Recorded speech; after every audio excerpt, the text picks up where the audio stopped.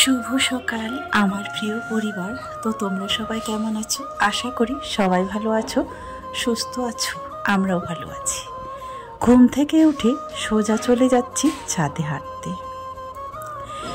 এখনও কেউ ঘুম থেকে উঠেনি, আর আমি যদি একটু দেরি করে উঠি তাহলে সারাদিনে যেন শরীরটা কেমন একটা ম্যাদম্যাদ লাগে, ভালোই লাগে না। যাই হোক, খুব সুন্দর একটা অভ্যাস করতে পেরেছি এখানে এসে। এখানে কোনো ঝামেলা নাই, নির্জন, কোনো কোলাহল নেই, কোনো গ্যাঞ্জাম নেই। যখন ইচ্ছা তখন এখানে একান্তে হাঁটতে পারি। কেউ এসে বলবে না কেন ছাদে এসেছো, কেন দরজা খোলা রেখেছো, এই সমস্ত ধরনের কেউ কিন্তু এখানে বলার নেই। তো চলো, বেলা কিন্তু মোটামুটি ভালোই হয়ে গেছে, 6:30 7টা বাজতে যাচ্ছে। আমরা আসলে দেরি করে যখন ঘুমাই না তখন উঠতে একটু দেরি হয়, বুঝতেই পারিনি। তবে হ্যাঁ, আমার আগেও কিন্তু কেউ এখানে উঠেনি এখনও। যেদিকে তাকাচ্ছি এখনও কিন্তু এই মেদিনীপুর শহরটা নির্জনই আছে বলতে গেলে। 7:30 নাগাদ একটু যদিও বোঝা যায় লোকজন উঠেছে। একা মনে এখানে হাঁটছি, আর যেদিকে তাকাচ্ছি এই পরিবেশটা দেখতে যে কি ভালো লাগছে বলে বোঝাতে পারবো না। চোখ যেন জুড়িয়ে যাচ্ছে। প্রকৃতি ভালোবাসে না এমন কোনো মানুষ তো পৃথিবীতেই নেই। প্রকৃতির সৌন্দর্য কেউ দেখতে চায় না এমন কোনো মানুষই নেই। তো চলো, সারাদিনের ব্লগটা শুরু থেকে শেষ পর্যন্ত দেখতে থাকো, আর আমার সঙ্গে থাকো, পাশে থাকো।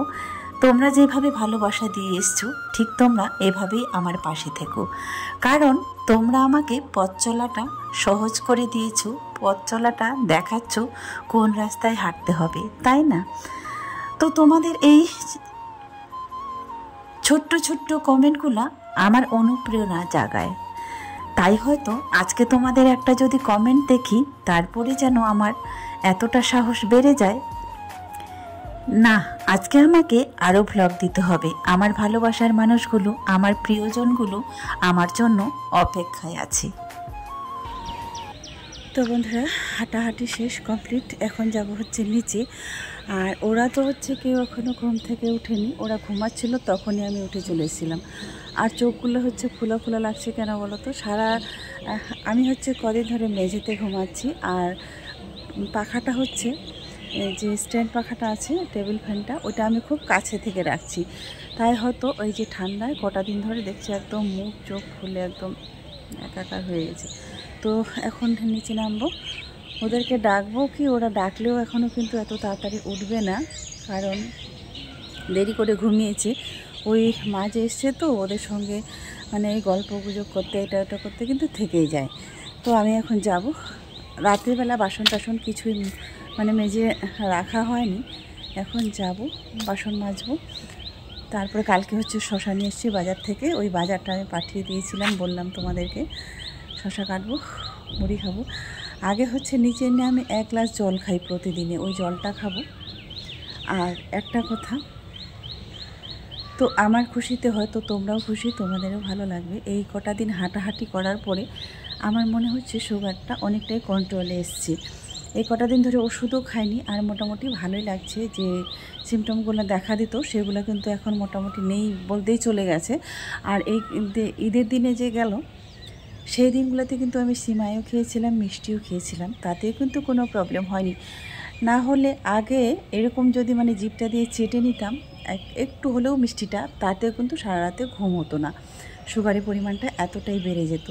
তো যাই হোক, এই হাঁটাহাঁটি করার জন্য এই ঘামটা যে ঝরছে অনেকটাই মনে হচ্ছে অনেকটাই ভালো আছি। তো চলো এখনকার মতো শেষ করছি।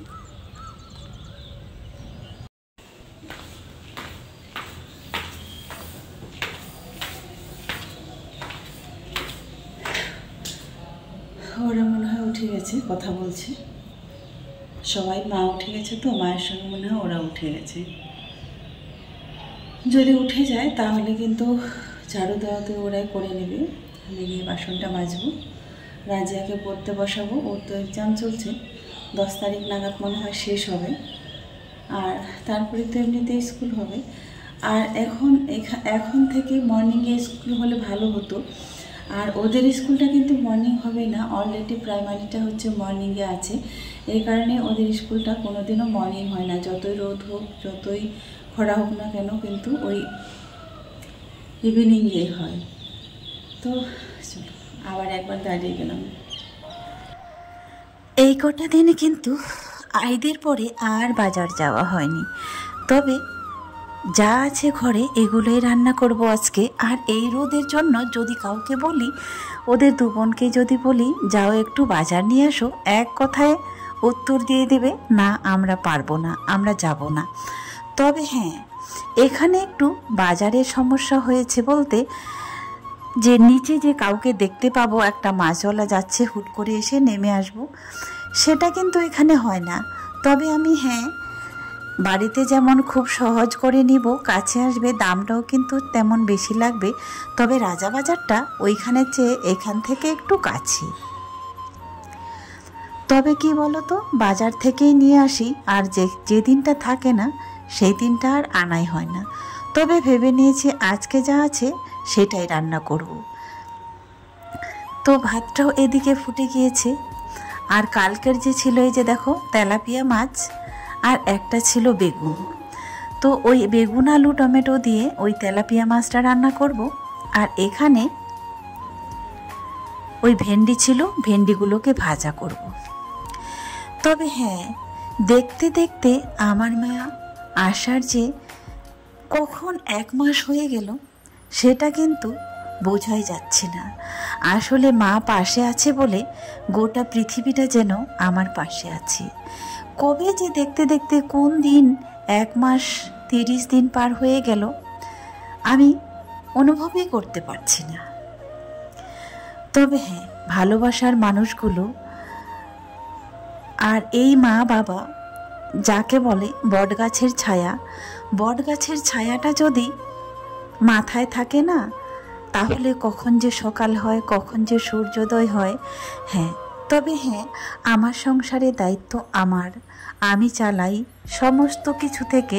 তারপরেও যেন মাঝে পাশে আছে না, তারপরেও মনে হচ্ছে কেন যেন চিন্তাটা আমার কাছ থেকে অনেকটা দূরে সরে গিয়েছে। আর বলে বোঝাতে পারবো না কতটা যে নিশ্চিন্তে আছি, চিন্তা জিনিসটা আমার কাছ থেকে যেন অনেক দূরে সরে গেছে। তবে দেখতে দেখতে এটাই খারাপ লাগছে যে সত্যি 1 মাস হয়ে গেল, এবারে তো যাবার পালা। সত্যি বিদায় বেলাটা অনেক কষ্টের, তারপরেও কিন্তু যেতেই হয়, তাই না? পরিস্থিতি মেনেই নিতে হয়। তো বন্ধুরা, রান্নাবান্না তো কমপ্লিট করে নিয়েছি, কিন্তু স্নানটা এই যে এইমাত্র করলাম। কারণ রান্না করলে পরে আবার হচ্ছে, এমনিতে তো অনেক ঝাপসা গরম, পরে রান্না করে গেলে কিন্তু আরও গরম লেগে যায়। তো ভাবলাম আগে রান্নাটা হয়ে যাক, রান্নাটা হয়ে গিয়ে এই যে স্নানটা হয়ে গেল। চলো এবার হচ্ছে ওদেরকে খেতে দিব। আর ওদের কিন্তু স্নান হয়নি, ওরাও স্নান করতে গিয়েছে সবাই। তো সবার প্রথমে আমি করলাম, এখন হচ্ছে খাওয়া দাওয়া রেডি করব। তো চলো, রাজিয়ার হচ্ছে 2টায় পরীক্ষা, তো ওদেরটার মধ্যে বাড়ি থেকে চলে যায়, বেরিয়ে যায়। তার আগে ওই জন্য তাড়াহুড়া করে রান্না করলাম। এখন কিন্তু বাজে হচ্ছে 12:30। এই খেতে খেতে 1টা-1:30 বেজেই যাবে ওরা এখন স্নান করছে। রান্না করতেও তো যদি দেরি হয় তাহলে কিন্তু খেয়ে যেতে পারবে না, ওই জন্য একটু আগে থেকে করেছি। তো চলো,